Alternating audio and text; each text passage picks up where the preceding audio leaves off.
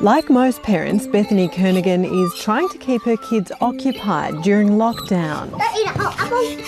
She bought 2 trikes with trailers from an online toy shop on the 20th of March. I thought, do you know what, for Easter I'm going to go all out, I'm going to buy them both each a bike and it's going to be happy days. What do you mean mine? Bethany, 4-year-old Declan and 1-year-old Lewis live in a small border town nearly 300 kilometres from Melbourne. So online was my only option really. But Easter came and went and the bikes hadn't arrived. The world was so dull at the moment. We had these 2 bikes, we were waking up Easter, it was going to be good, and then that all went wrong as well. Bethany is one of thousands of people experiencing major delays, waiting for Australia Post to deliver parcels.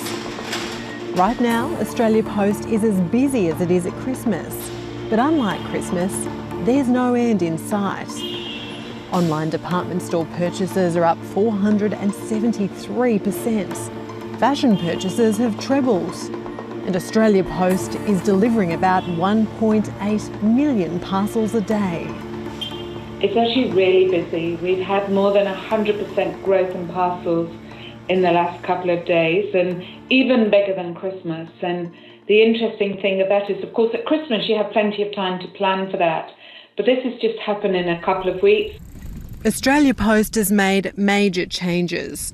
Regular mail will only be delivered every second day in metro areas, which means 2,000 staff can be redeployed to parcel delivery. It's like a whole new army that can be appointed at delivering parcels, so it should enable parcels to be delivered much faster, particularly for rural and regional places where it's really, really critically important. But it's not a complete fix. The biggest problem Australia Post has is air freight. In addition to its own fleet, it usually sends parcels on regular commercial flights, which have ground to a halt. We were putting onto the Qantas passenger planes up to about 700 tonnes a week of parcels.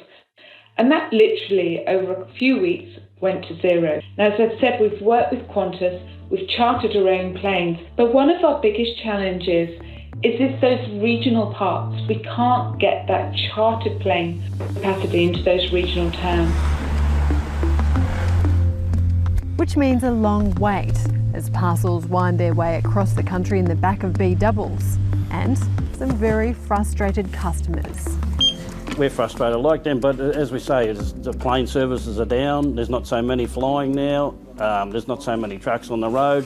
Local post office manager Andrew Ferguson has worked for Australia Post for more than 40 years and can't remember it ever being this busy, even at Christmas. We're doing anything from jewellery, clothing, insects, aquarium products, you name it, it's coming through, yeah.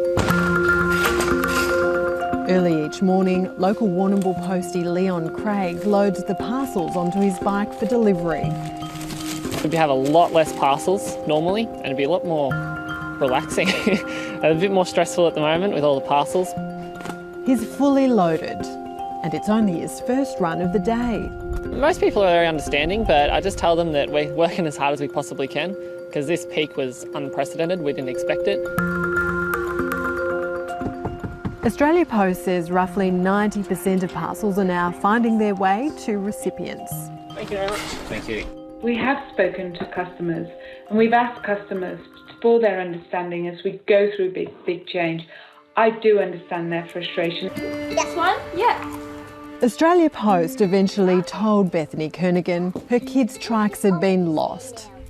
But earlier today she was told they've been found and she can now pick them up from the post office.